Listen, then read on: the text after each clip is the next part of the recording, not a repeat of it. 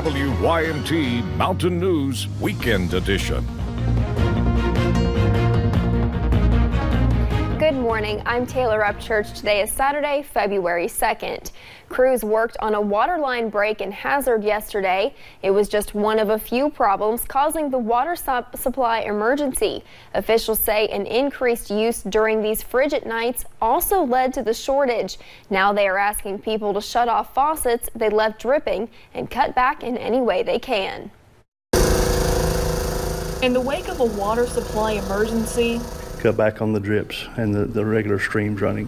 Check the toilets to make sure we don't have any running toilets or anything in the house like that. Hazard city officials urge people to cut back on using water. There's pretty much everything in here. You have to use your water. Causing those at local businesses, like hair salons, to become resourceful. We will figure out a way, I promise you, if it means that we have to go and buy water in the gallons and heat it up so that they can have a nice warm shampoo. But water usage is not the only concern for city officials. All throughout the city and the county, we had several meters that did freeze during the winter, the cold spell here the last few days, but those are the primary ones. We've had a few small breaks here in town. Hoping as the weather warms up and people conserve, the problem will resolve itself.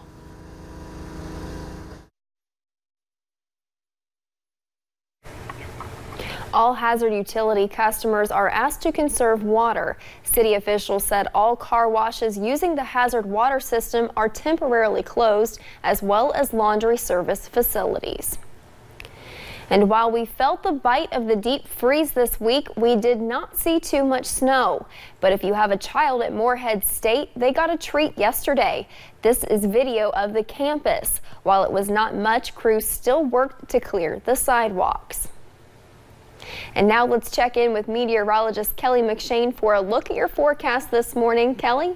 Well, Taylor, it is a good morning and it is going to be a wonderful weekend. I'm just in the best mood because we have plenty of warm weather and plenty of sunshine to look forward to. So let's go ahead and get started on those temperatures. Right now, we are definitely a little bit on the chillier side. Most of us below that freezing mark, some of us into those mid to upper 30s. But overall, we are going to be warming up. But for now, just be sure to bundle up because it is very chilly out there. But our visibility right now, most of us are good to go, but especially towards the north near Interstate 64. That's where we're seeing a little bit of fog issues. Rowan County is under a dense fog advisory this morning. So if you're traveling up near Interstate 64, you could run into that fog. So just be sure to give yourself some extra time if you're heading up north. You can see the fog here on our webcam, and those temperatures are pretty cold, so it could be a little bit slick out there with that fog starting to develop. But overall, we aren't looking at too bad of travel conditions. But McKee is also seeing a little bit of that fog. You can see that on our time-lapse camera this morning. So once again, if you do see that fog, it's mostly in our northern counties, but just be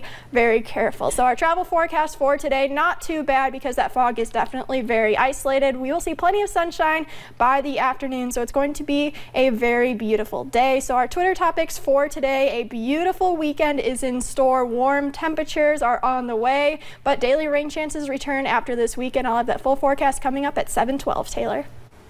Thank you, Kelly. Dr. Aaron Thompson, the president of the Kentucky Council on Post-Secondary Education, discussed the importance of higher education at a listening tour in Clay County yesterday.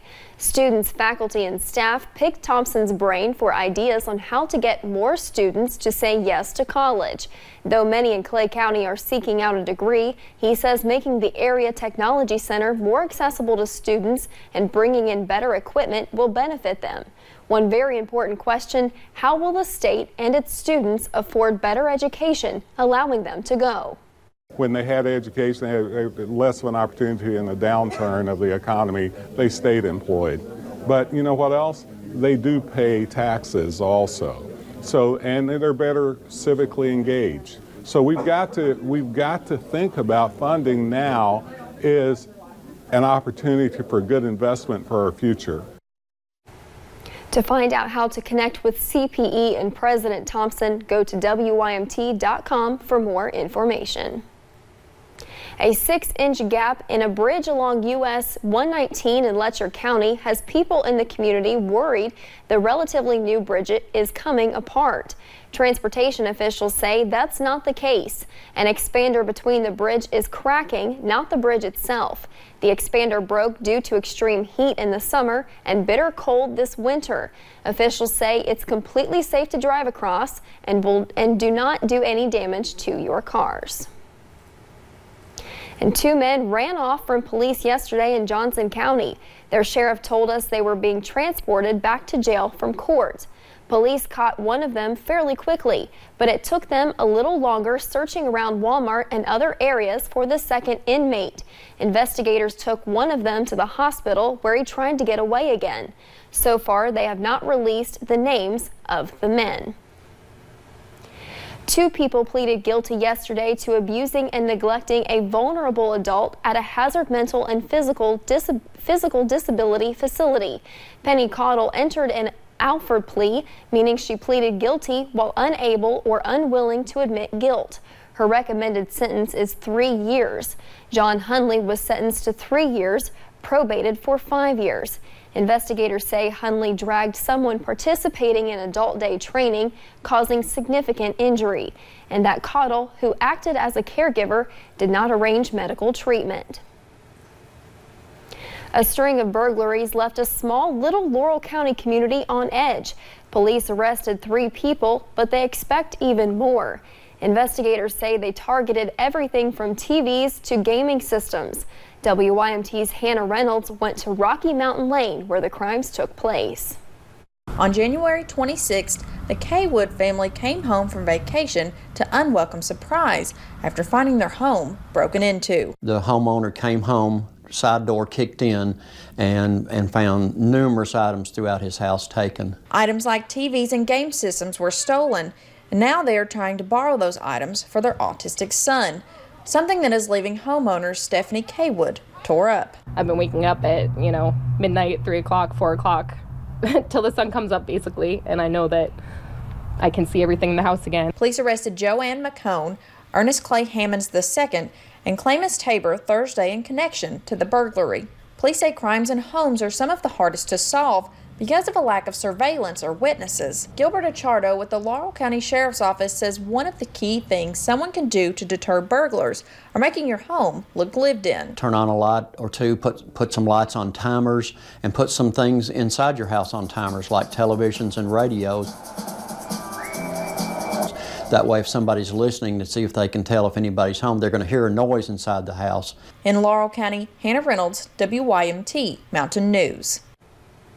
Police say they do expect more arrests in the case and suspect drugs and selling the stolen property as motives. A Lexington bar has been called to court in connection to a deadly crash on I-75. Police say Joey Lee Bailey, who grew up in Floyd County, was driving the wrong way when he crashed into the Avis family. Bailey and the family of 5 all died. The Fayette County coroner says Bailey's blood alcohol content was nearly 4 times the legal limit. The Lexington Alcoholic Beverage Control Office gave notice this week to Horseshoes Kentucky Grill and Saloon. The bar is accused of breaking state law by over-serving Bailey. A hearing between the ABC office and Horseshoes is scheduled for February 19th. Next week, the Kentucky General Assembly will return to Frankfort. Lawmakers still have plenty to discuss during this short session. The big question is, will they once again try to tackle Kentucky's pension issue? Many lawmakers have also put medical marijuana high on their list. And there are also bills sitting in both chambers to address school safety.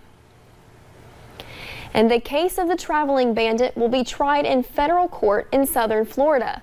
We learned that from court documents.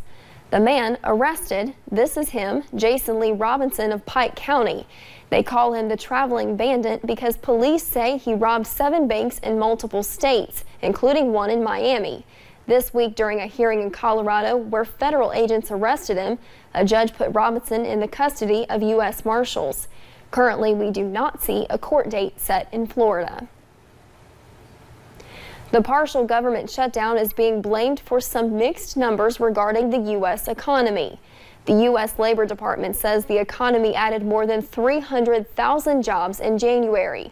That is the 100th straight month of job gains in the U.S. And analysts are calling last month's rise surprisingly strong.